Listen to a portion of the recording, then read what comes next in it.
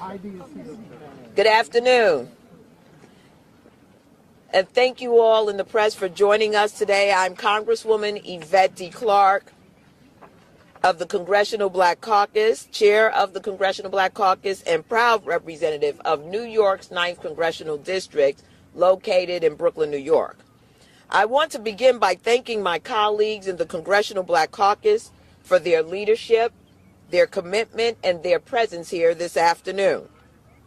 Earlier today, the Supreme Court began oral arguments in Louisiana v. Caucus, a case that places Section 2 of the voting rights squarely in the crosshairs of this court's conservative supermajority. Let me be clear, this case threatens to dismantle one of the last remaining safeguards against racial discrimination in our electoral system, and the stakes could not be higher. We are standing on the precipice of what could be a substantial blow to one of the most important civil rights laws in our nation's history.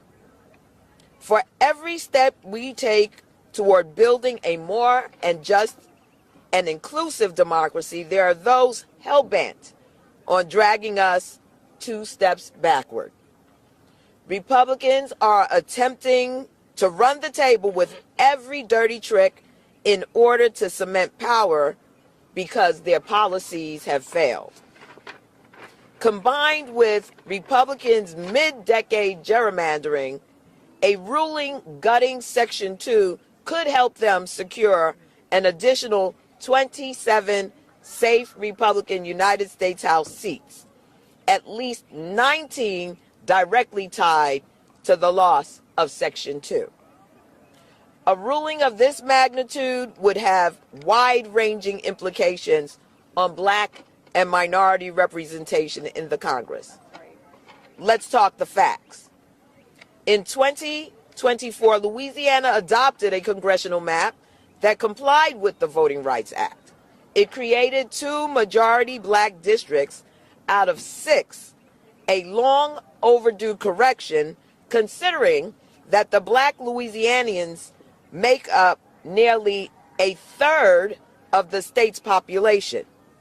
The previous map had only 1. That new map was not handed over freely. It was fought for, organized for, litigated for, and ultimately won through tireless effort and advocacy by black communities across the state.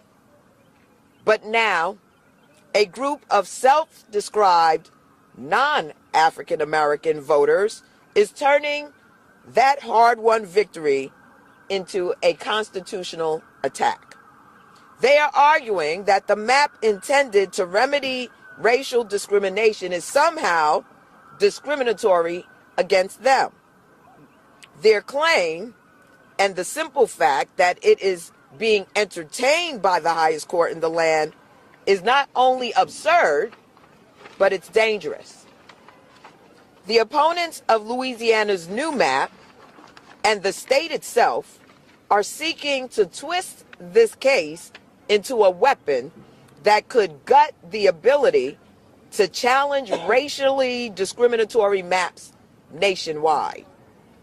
This is an affront to every community that has fought, marched, and bled for the right to vote. The late Congressman John Lewis said, "The right to vote is precious. It is almost sacred.